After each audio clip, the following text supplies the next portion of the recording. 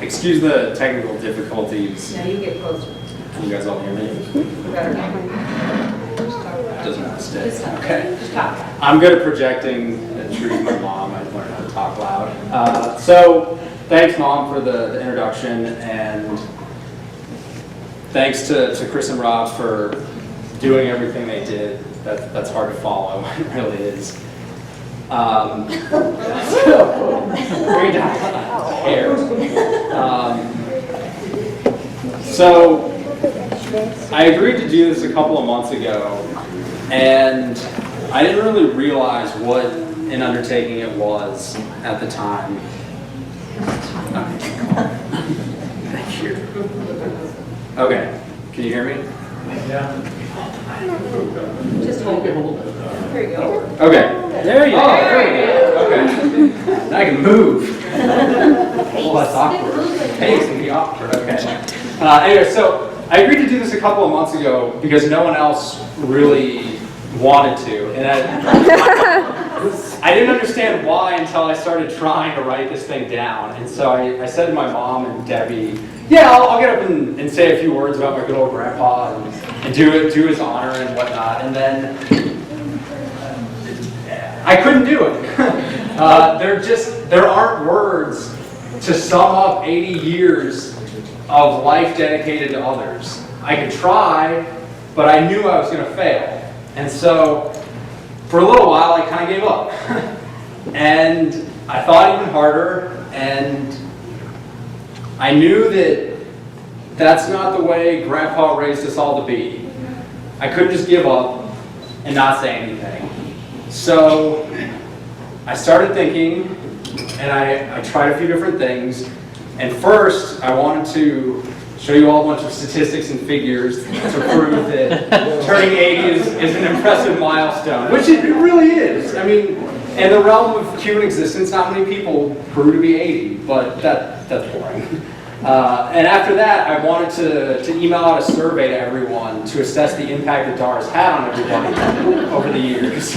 And let's be honest, those are both really terrible ideas. One, no one wants to see statistics, and two, I can't get you all to respond to emails, let alone a survey. So those got scrapped. I was talking to my mom about this and trying to get some guidance and a little motivation when she pointed out that Jane used to always say, you can't get everyone together without someone dying. You can get a lot of them for family reunions, and you can get most of them for weddings, but it takes a funeral to get everyone. And until tonight, she was right. We've got a few stragglers missing, but for the most part, we've got everyone here. And Jane would be incredibly proud to see us all here together celebrating something happy, especially her man's 80th birthday.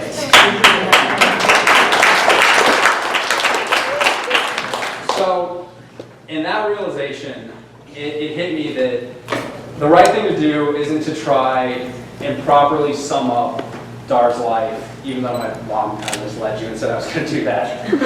The right thing to do was to just tell a story, because that's really what the human existence is all about. We tell stories, we pass things down, and that's how we learn, and that's how we grow.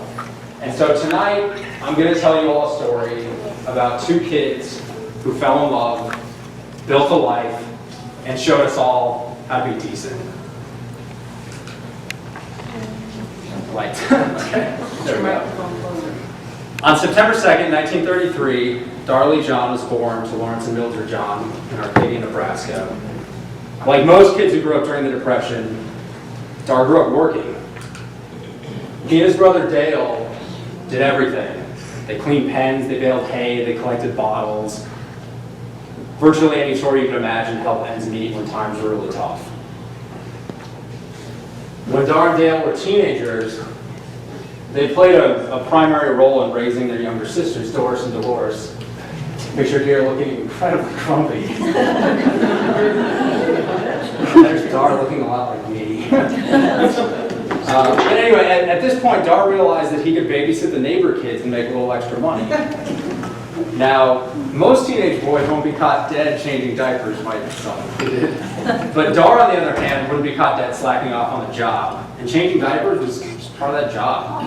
Plus, Darr loved taking care of those kids. And it was then that I believe he realized that he wanted a family of his own someday. In high school, Darr made an acquaintance, the lovely Betty Jane Morrison. At the time, Jane didn't much care for Darr.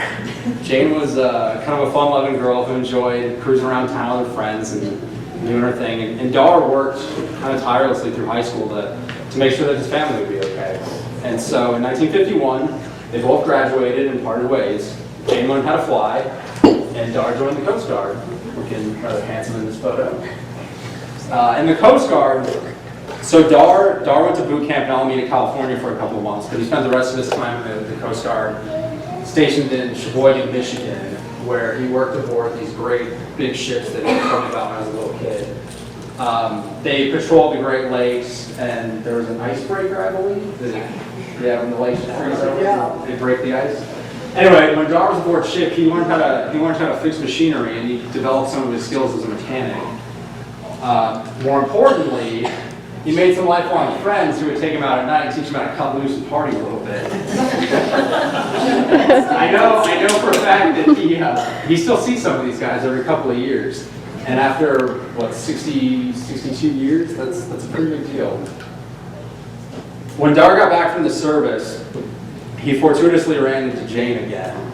Now, Jane had been flying all around the Midwest to get her kicks while Darr was doing his thing. And in 1956, like Chris told you, they started dating. Jane was kind of wild with the flying. So my wife and I met Pat and Jerry Einfall last summer, and Pat told me a story about. So Jane used to fly all around Wyoming and Colorado and whatnot, where everything's flat and clear, and she would just kind of do it by the seat of her pants and not read the instruments. And Pat went to Stevens College in Missouri, and so Jane flew him out there, and when she went to land in, there were trees. And you can't see the runway when there are lots of trees around. So she had to scrape out the cobwebs and learn how to use the instruments to land into where Pat was going to college, but needless to say, Jane was the hit there for quite a while. But anyway, I digress a little bit. So Darr was back, Jane was flying, and Darr wanted to be a part of Jane's life. So in February of 1956, Darr went to aviation school in Florida and would eventually get his pilot's license. Now, a couple months after this, on Jane's 23rd birthday, actually, they drove across state lines to Wyoming, where they went to one of their favorite little spots to do a little partying. And I've tried to get this story from a few different people, and none of it really overlaps enough to tell you the truth. I think there's a reason for that, Josh. Probably. Yeah. But one thing is clear. She proposed to him. Now, Darr's a pretty old-fashioned guy, so we can only imagine exactly how that happened, but it didn't really matter because they were hopelessly in love. And on August 19th, they got married. Now, when they were engaged, Darr knew that he had to find some more stable employment to sustain the new family that he wanted. Given his flying ability and his work ethic that we all know, he probably could have become a commercial pilot at a time when that brought you celebrity status, effectively. But in his words, that was no way to raise a family. He had done some shift work at the Gearing Sugar Factory, and he was a pretty decent mechanic at the time, but the factory wasn't hiring anyone in positions that he was qualified for. So he took the only thing he could get and started at the bottom. Needless to say, he worked his way up all the way to become the master mechanic, and he ran a lot of things around there. The problem with that was being a good mechanic in a good factory came with a lot of opportunities to get promoted out, and he had several offers to leave the state and get more money and more responsibility, but each and every time he politely declined because his family came first. He wasn't about to uproot his family and leave the community that raised him just for a little bit more money and prestige. So he stayed and he bounced around the Gearing, Michelin, Scottsbluff sugar factories. He'd eventually retire in September of 1990. Now to reel it back in a little bit, short story. On June 24th, 1957, Darr and Jane became the proud parents of a little baby boy, James Lee John. Now, like most parents,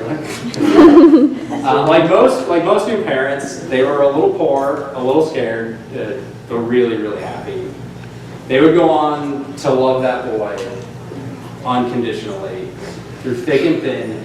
It didn't matter. Jane and Darr stuck by his side. James struggled a little bit when he was a young man to find himself, but through their persistence, he'd grown into the man that we all know today. A loving husband and father, a deacon in the church, a proud grandparent, a dedicated employee to the railroad. But above all, James is a truly kind and patient man with virtues that he absolutely inherited from Darr and Jane. A year after James was born, the newly formed John family moved into their first home on R Street. It was a wonderful little place with 3 bedrooms and a full basement. In other words, room for more kids.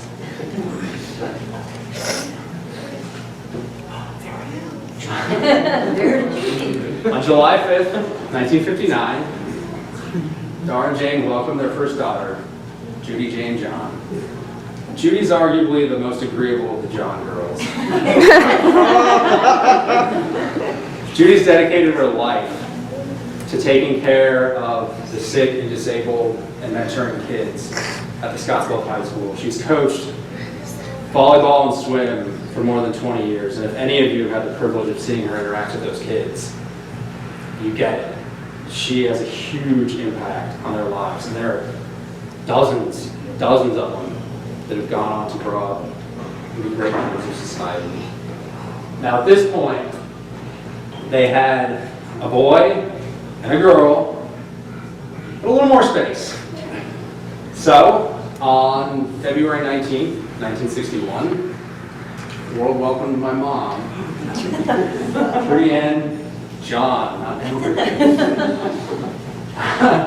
Now, here's again where the stories don't exactly match up. It's really tough to get an unbiased view of siblings from other siblings, but one thing is very clear. Trudy was the fiercest of the John girls. She was adopted. Yes. Trudy was a Red hair? Yeah. Trudy was a relentless competitor and a perfectionist at heart. Well, it still is. Today, Trudy runs a daycare out of her home, and over the last 30 years has raised scores of children. And as one of them, she does pretty okay. Finally, on March 30th, 1963, EmBree John was born, and the John family was complete. I believe That's not Debbie. Oh, that's Aaron. That's Aaron. Well, there was a redheaded kid, and there was another kid. So anyway. No, whatever. Okay. Anyway, Debbie was kind of the intellectual of the John girls. She inherited Jane's musical talent and picked up the piano at a young age. And she would eventually go on to earn advanced degrees in both nursing and in education. Debbie lived in Denver for about 10 years, taking care of people as a nurse. When she decided she wanted to change, went back to school, became a teacher, and today she's the very successful principal of an elementary school in Pasadena, Arizona. Now at this point, the house was full, and Jane was probably a little sick of being pregnant. I did the math, and between October of 1956 and March of 1963, she was pregnant 48% of the time. That's 3 entire years of being pregnant. So you got a little statistics out of there. Darr and Jane were creative, innovative parents who did everything they could to make sure that their kids had productive, happy lives. I don't remember where I'm at here real quick. So, Jane stayed at home to take care of the kids in the house while Darr went off to work at the sugar factory. But that's not to say that Darr wasn't around to help out. In fact, Darr was constantly there, cooking meals, doing laundry, and just general maintenance on the house. Plumbing, electrical, fixing cars, whatever he needed to do. Darr and Jane were a team, in every sense of the word. They did everything together.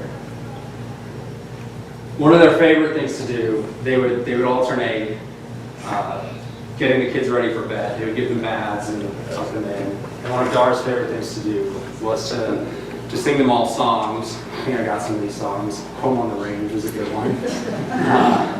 He would sing them songs and tell them and say prayers with them to help them sleep at night. They were babies. Now, occasionally Darr would get stuck with night shifts at the sugar factory.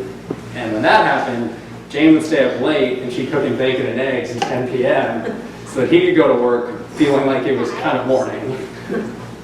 In addition to the night shifts though, at the sugar factory, twice each year, they would go through the harvest of the beets. And at this point, they would run a 24-hour operation. And they'd make everyone switch schedules every 2 weeks to keep things fair. And this obviously put some strain on Jane and the kids. But Darr and Jane were persistent and relentless. And they did everything they could to keep that house running smoothly and those kids happy.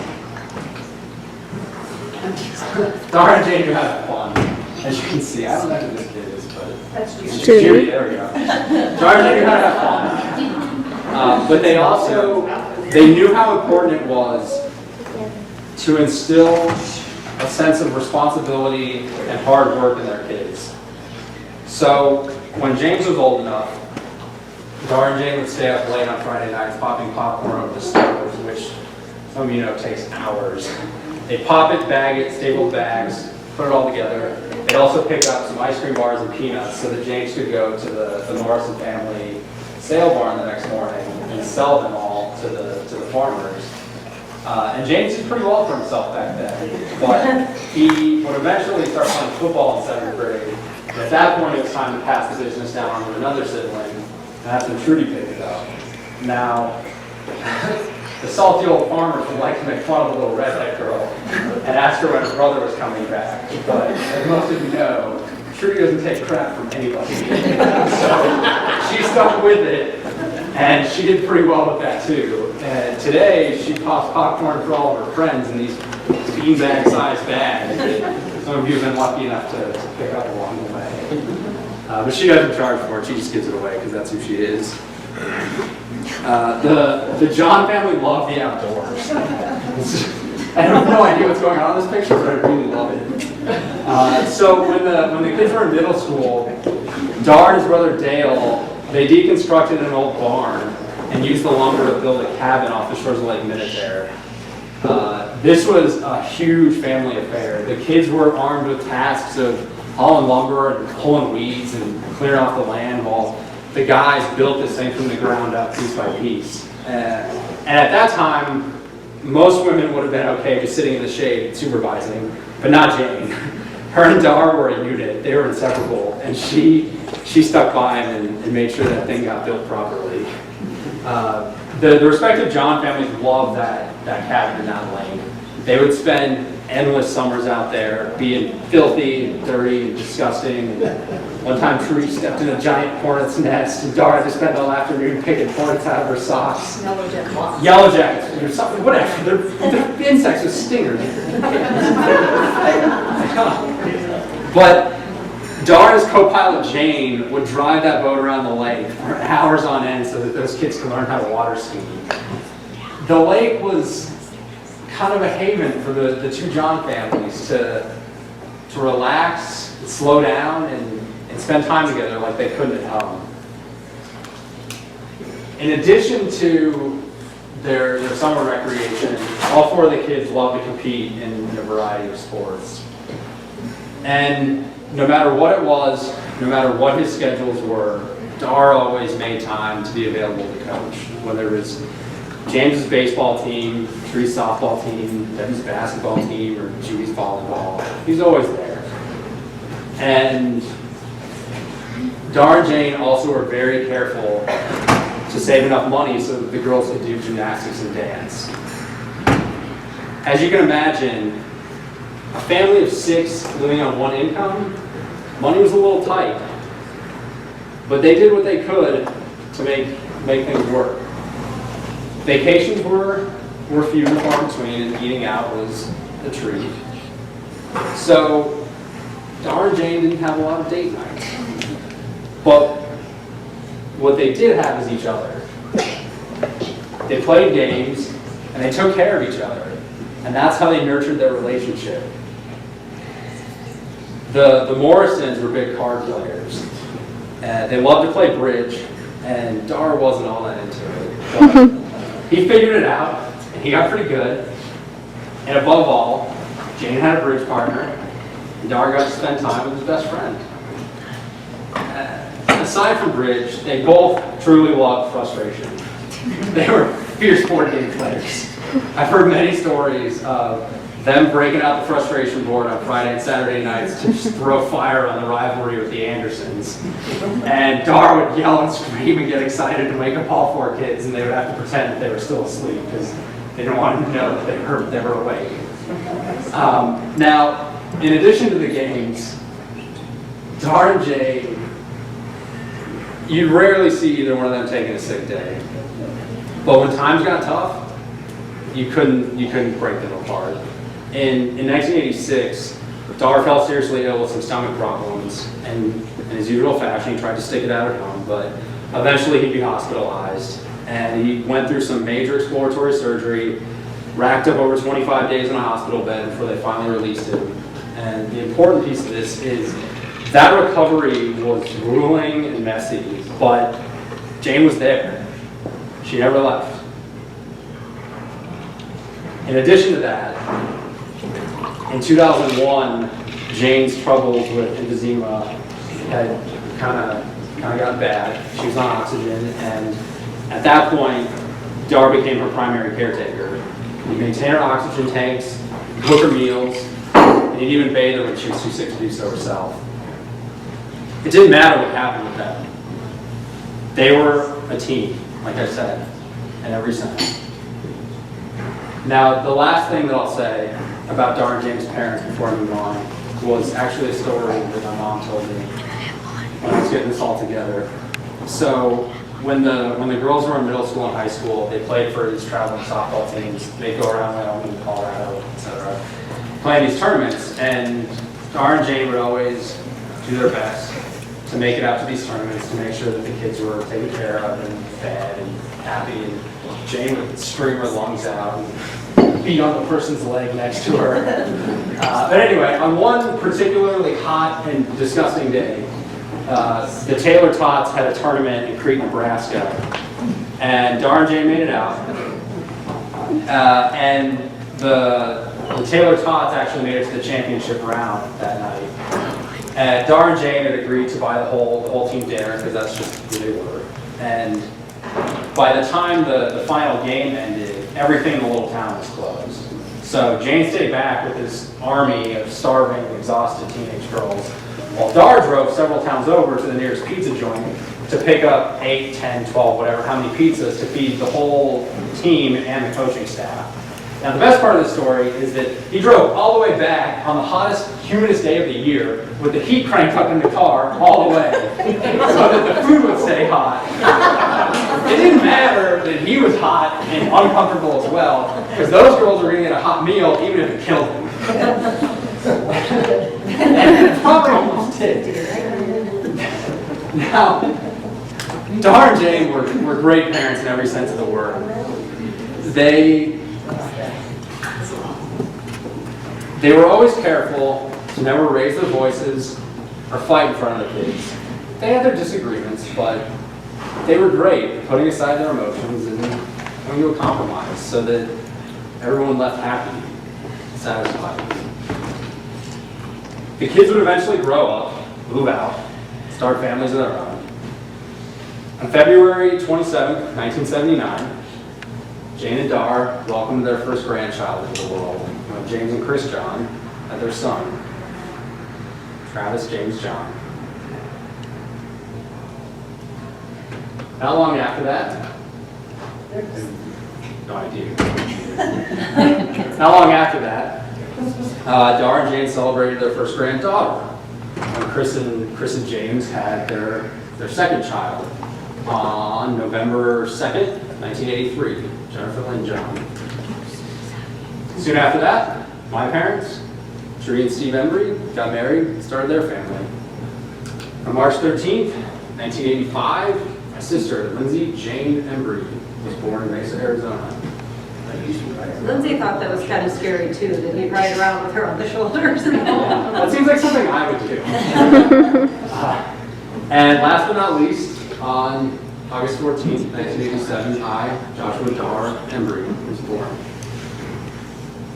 Darr and Jane were the best grandparents a kid could have.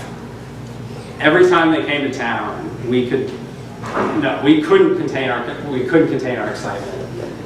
One time, I was maybe 5 or 6. Darr and Jane had just come to town, and I hugged Jane so hard that I fractured one of her ribs, and I felt terrible. But luckily, Darr was there to take care of her, nurse her back to health. Her reckless old me. Now, Darr and Jane were, as parents, they were frugal and strict to ensure that their kids grew up properly. But as grandparents, that's somebody else's problem. So they spoiled us rotten. I remember one time, Grandma Darr told Lindsay that she was spoiled rotten over the phone. She cried her eyes out. And ever since then, he still never told her that she was spoiled rotten.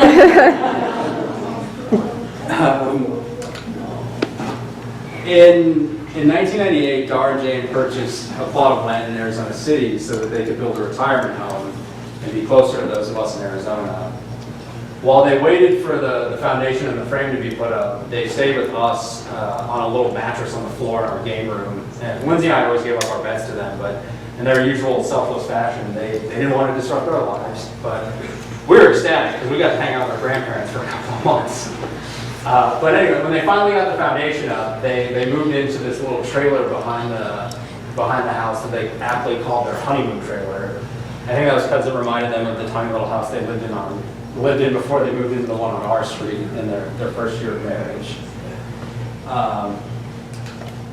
Anyway, with a little help from my dad Steve, pictured here, and some awesome denim shorts, and some other relatives, Darr did most of the construction on the house himself. Darr is truly one of the most skilled craftsmen I've ever known, and will probably ever know. As Lindsay said in her little quote, I don't know anything that Grandpa can't fix. So, Darr is a truly incredible man, as you all know. He's selfless, kind, generous, tender, forgiving. The list goes on and on.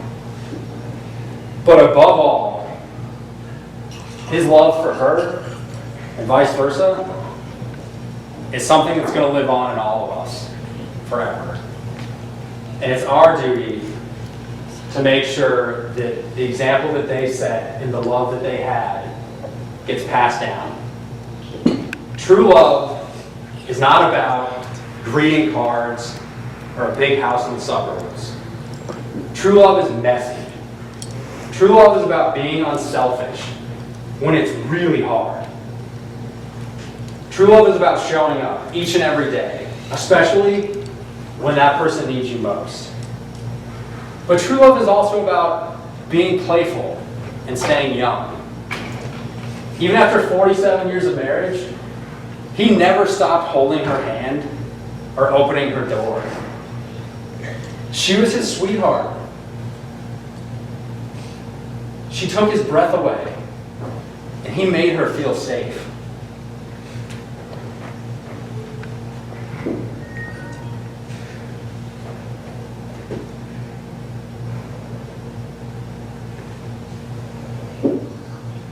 Darr and Jane set an example that it's up to us to follow. They were truly incredible people. Each and every day, Darr would wake up next to his sweetheart, and he knew that she chose him. He would never stop choosing her.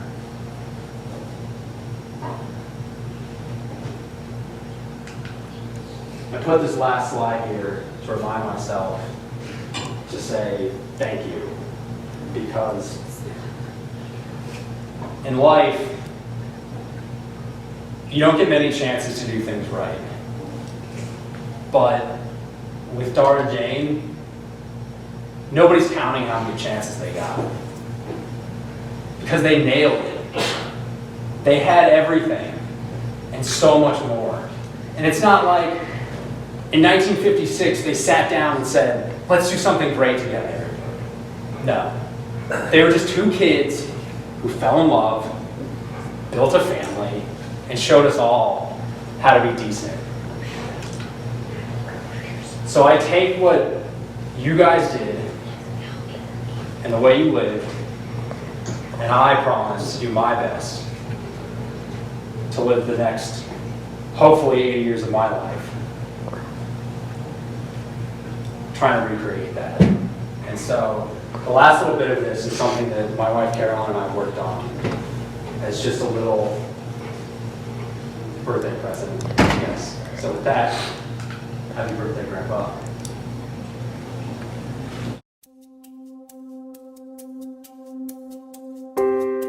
This is my love song to you. Let every woman know I'm yours, so you can fall asleep each night, babe, and know I'm dreaming of you more. You're always hoping that we make it. You always wanna keep my gaze. Well, you're the only one I see, love, and that's the one thing that won't change. I will never stop trying. I will never stop watching as you leave. I will never stop losing my breath every time I see you looking back at me. And I will never stop holding your hand. I will never stop opening your door. I will never stop choosing you, babe. I will never get used to you. And with this love song to you, it's not a momentary phase. You are my life, I don't deserve you, but you love me just the same. And as the mirror says we're older, I wanna look the other way. You are my life, my love, my only, and that's the one thing that won't change. I will never stop trying. I will never stop watching as you leave. I will never stop losing my breath every time I see you looking back at me. And I will never stop holding your hand. I will never stop opening your door. I will never stop choosing you, babe. I will never get used to you. Still get my heart racing. You still get my heart racing. For you still get my heart racing. You still get my heart racing for you. I will never stop trying.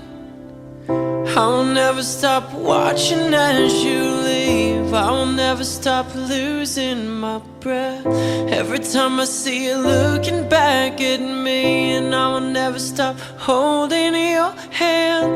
I will never stop opening your door. I will never stop choosing you, babe. I will never get used to you.